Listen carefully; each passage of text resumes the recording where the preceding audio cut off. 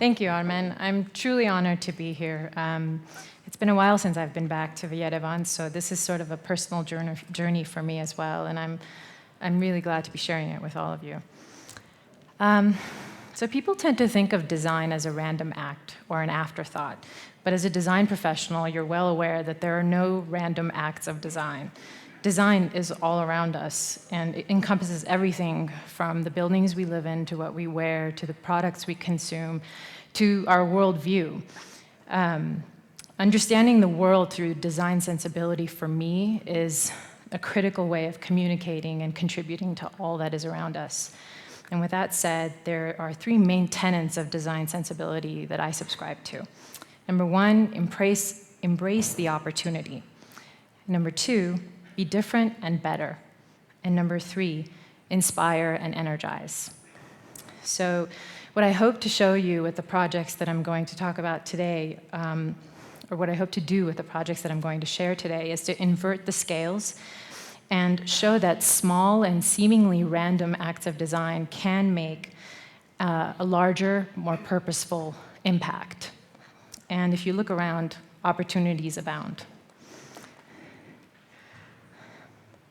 So the number one tenet, embracing design opportunities. A key factor in employing design sensibility is the prerequisite to embrace opportunities for intervention. Yes, design opportunities are all around us if we approach challenges and shortcomings as such, as design opportunities, rather than as problems that we need to mitigate and get out of the way. So in this particular project, this is what we aim to do. We aim to seize a design opportunity that would not have existed. We were asked to analyze the activities occurring in an ordinary thoroughfare of an educational facility. I'm sure we were expected to bring back a report or some kind of an analytical document, an Excel spreadsheet of sorts, but what we decided to do was we decided to employ a similar nomenclature to what you and I are quite familiar with, which is the metropolitan underground maps that we see when we're traveling throughout larger cities. So we decided to employ this nomenclature so we could draw a parallel between these two systems and show specifically that what was going on in this thoroughfare, the seemingly ordinary thoroughfare, was a network of interactions that took place on a daily basis and that really reflected, had powerful inherent cultural implications. So we expressed to the user that there was a greater potential for this space, something they hadn't thought of before, and that new ideas and concepts could now be integrated into the future planning of their space expansion. Similarly, with the second project, this is kind of a speculative project that never came to fruition. But again, we were asked to reimagine an ordinary space in an educational facility. It was a stairwell, a main arterial connector used by hundreds of educators, students, and faculty members. To embrace the qualities of a stairwell, this sense of motion and transition, we designed a display mechanism that would sort of flock to the center of the stairwell and be a place that could receive varied displayed content.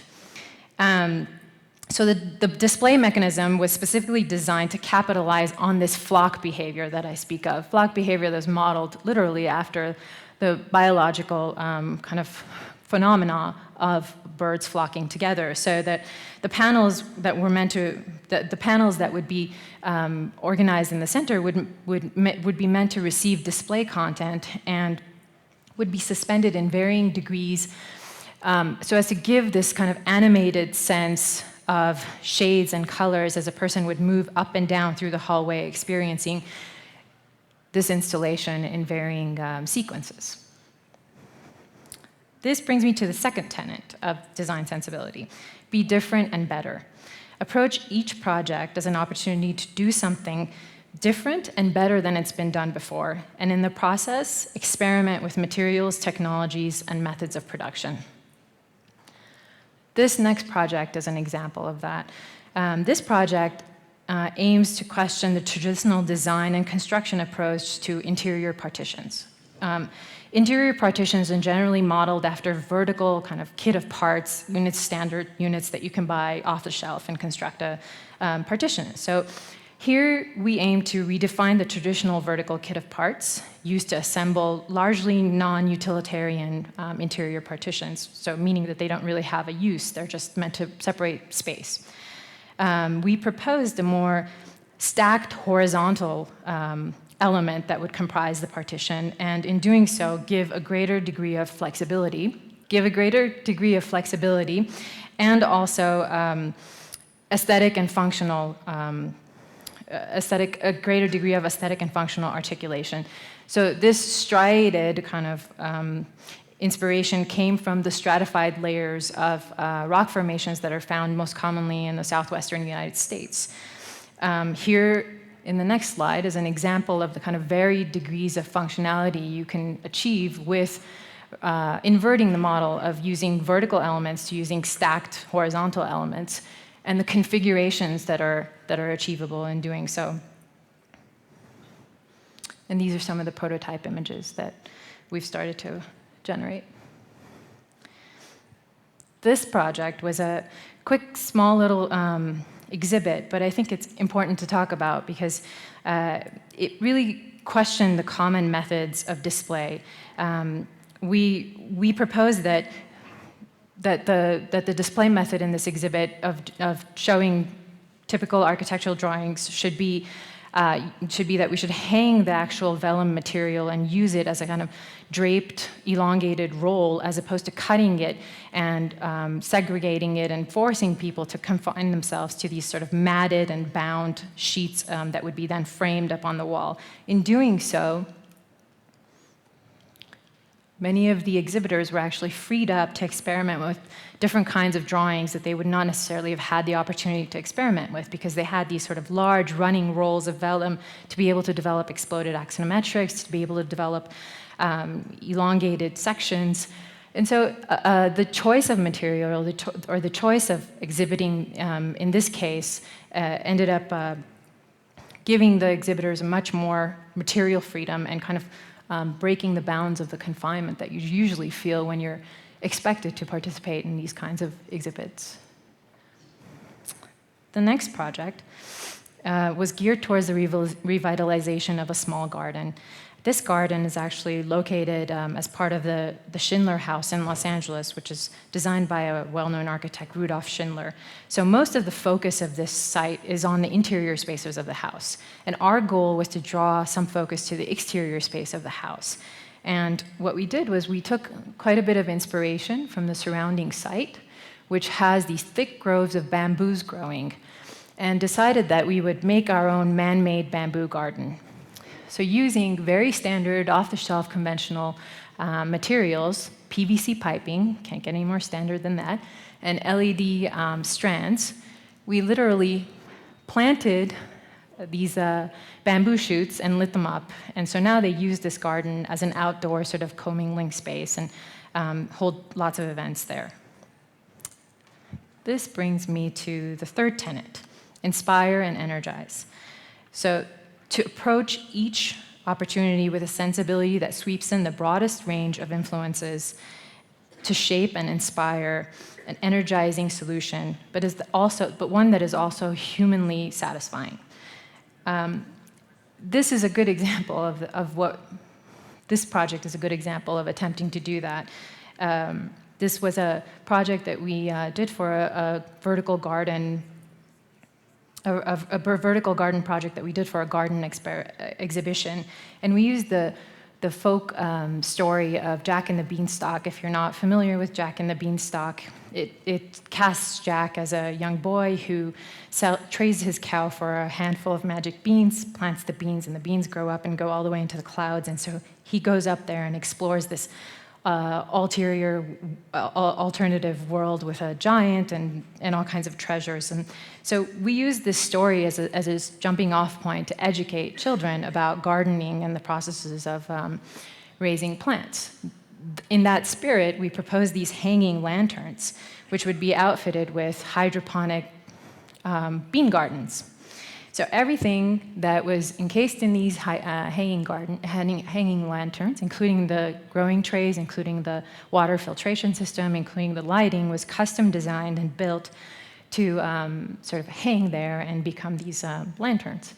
And adults and children alike could stand under the lantern and poke their heads in and actually see the beans growing at different rates. And it was used, this is a bit dark, but I hope you can see the people and the kids in the photos. It was used as an educational tool with a rotation of schools coming through and learning about gardening in general and hydroponic gardens. Last but not least, this was an interdisciplinary project that I took on, and I had the fortune of collaborating with a very talented photographer and a friend of mine, Sarah Anjargolian, who you heard before. Sarah's photographs in this series and the topic they touched upon really warranted a unique approach to exhibition. So what we did was, in the spirit of that, we printed about 40 of her images. We printed about 40 of her images at 5 foot by 7 foot, and they were printed on translucent screens and suspended from an intricate tensile network, which you'll see later on a little clearer. The tensile network symbolizing a communal interconnectedness or perhaps disconnect. They were expressly grouped and arrayed, and the exhibit goers were encouraged to really have an intimate connection with the exhibit, whereas in most exhibits, you're sort of taught to maintain a distance with the content that you're viewing. Here, we really invited people to have a 360 view and really become immersed in the exhibit. And then, in keeping with this poignant nature of an experimental sort of way of hanging these images, the viewer, there was a blurring of the viewer and the exhibited content. And in that happening, I feel as though people gained a more nuanced understanding of what it was that we were exhibiting and the content in these photographs.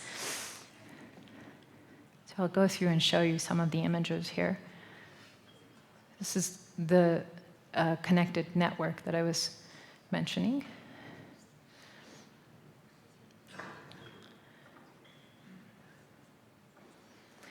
This exhibit generated a great deal of interest and discourse amongst the Los Angeles community. It was actually used both as an awareness and fundraising campaign, and I think for a lot of people as a sort of a personal discovery,